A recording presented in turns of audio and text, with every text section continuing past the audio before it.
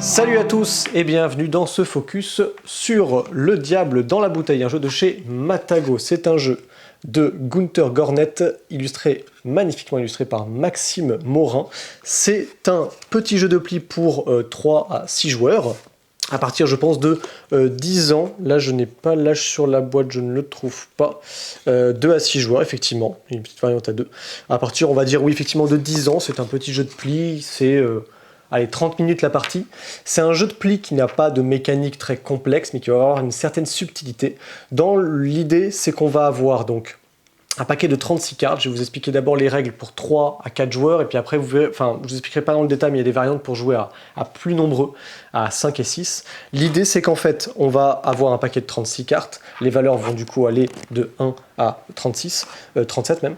Et donc l'idée, c'est qu'on va avoir donc 12 cartes chacun. Parce que là on est 3, je prends l'exemple de 3 joueurs. Et on va avoir au centre de la table un pli qui est le pli du démon. C'est pour ça qu'en fait ici on a une magnifique petite bouteille, comme ceci, en plexiglas, qui va avoir un petit démon présenté dessus. Il est enfermé dans la bouteille, et ce démon-là, il possède un pli que les joueurs ont constitué au début de chaque manche. On va faire un certain nombre de manches, de façon à ce que tout le monde ait pu... on va dire jouer 2 fois en fait à chaque fois. Une fois qu'on a joué autant de joueurs de manches qu'il y a de joueurs autour de la table x2, et bien du coup on va coûter tous les points de la manche, et celui qui a le plus de points l'emporte évidemment. L'idée du coup, comme je vous disais, c'est qu'au début de chaque manche, les joueurs reçoivent du coup, bon là à 3 joueurs, 12 cartes, et on va chacun placer une carte dans le pli du démon. Donc il y a cette petite carte là, noire, qui est la carte des enfers en fait, qui représente une valeur de 19. Ça c'est la valeur en fait de la bouteille, donc du pli du démon. Dessous, chaque joueur va choisir une carte qu'il va mettre secrètement face cachée. Il y a sur les cartes des valeurs et des couleurs. Donc vous avez une valeur ici qui est 3, la couleur est bleue, et en dessous, dans une petite bouteille, il y a des points. Ces points-là, globalement, quand vous remportez un pli, ça vous donne les points positifs. Si jamais vous récupérez le pli du démon à la fin d'une manche, non seulement vous ne marquez pas vos plis, donc vos points, mais en plus les points que vous avez ici sont des points dans le pli du démon en négatif. Donc l'idée c'est que secrètement on a mis ça, donc soit on se dit qu'on a peur de le récupérer, on ne veut pas perdre trop de points, donc on met des petites valeurs, soit du coup on met des grosses valeurs pour justement embêter les autres joueurs. Donc on a constitué ensemble le pli du démon, et en plus de ça, on va pouvoir donner une carte à notre voisin de gauche et une carte à notre voisin de droite. Simultanément on fait tout ça, donc je récupère forcément 2 cartes. Et ensuite, on commence la manche. À chaque tour, c'est pas très compliqué, donc le joueur qui est à la gauche du donneur va pouvoir jouer une carte. Donc mettons c'est moi, je vais jouer une carte. Une fois que j'ai joué une carte, l'idée, c'est que du coup, les autres joueurs sont obligés de jouer la même couleur que moi. Si, évidemment, ils n'ont pas la couleur, ils peuvent, le terme classique, pisser, donc ils peuvent mettre n'importe quelle carte de n'importe quelle couleur. De base, il n'y a pas de rapport de force comme un atout dans le tarot, il n'y a pas de couleur qui a un rapport de force, mais du coup, le joueur du coup, va devoir jouer à la couleur, et donc du coup, c'est la valeur la plus forte qui va l'emporter.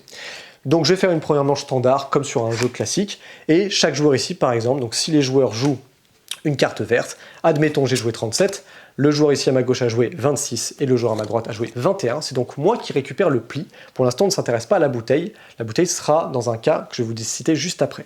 Donc là mettons c'est moi qui récupère le pli, et pour l'instant j'ai 6 points, 3 points et 2 points, c'est parfait, je récupère les 3 cartes, je me les mets sur le côté.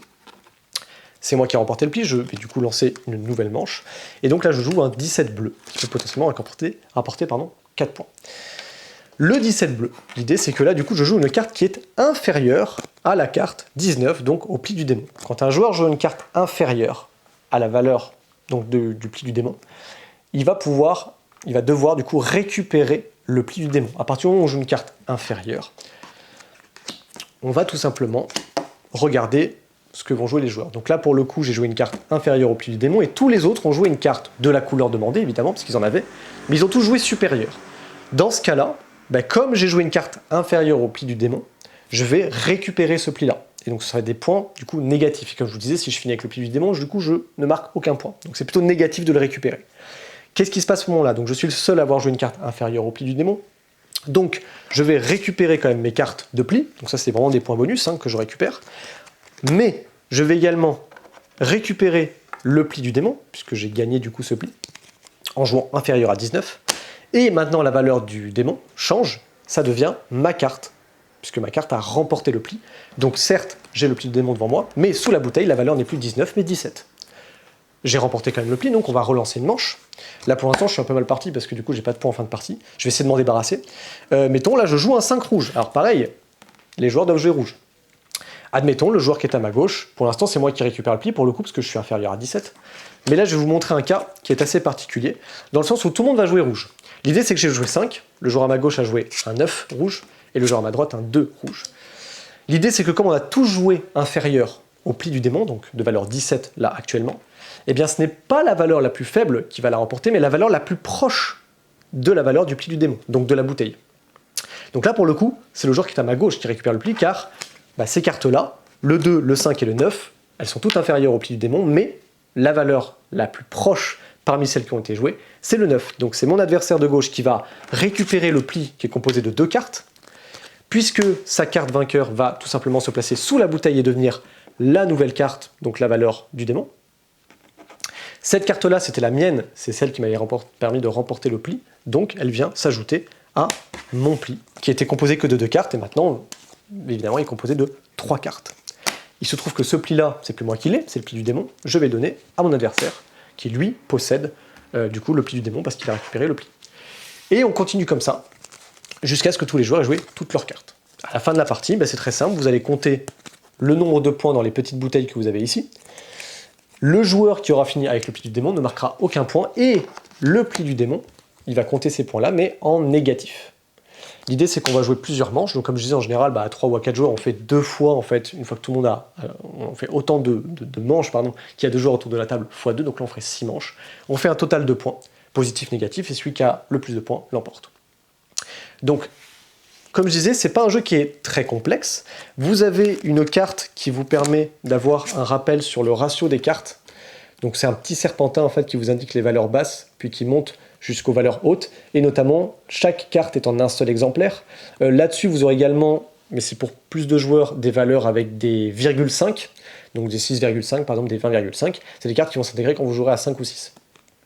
Mais l'idée c'est qu'on voit ici le ratio, donc ça peut vous permettre d'évaluer votre main en vous disant tiens, j'ai beaucoup de rouges qui sont plutôt des valeurs faibles, il y a quelques valeurs médianes dans le rouge, mais en tout cas les valeurs vertes sont assez fortes puisque le minimum de vert ça va être 11 du coup. Donc en fonction de comment vont jouer les joueurs, il va y avoir très vite une bouteille qui va valoir qui va être très très basse, et donc ça va être très compliqué pour vous si vous avez récupéré le pli que quelqu'un d'autre vous récupère la bouteille pour le coup.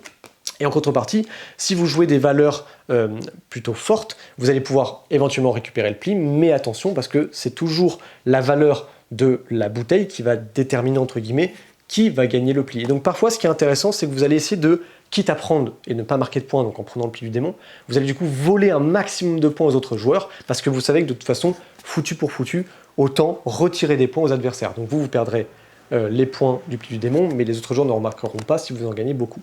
Donc finalement, on y gagne beaucoup de subtilité dans un petit jeu de cartes. Le pli du démon va constamment changer de propriétaire ou non, ça va dépendre vraiment de comment vous prenez en main le jeu. La boîte est franchement très jolie. À l'intérieur, je ne l'ai pas précisé, mais il y a une variante aussi quand vous jouez à nombreux avec 2 bouteilles.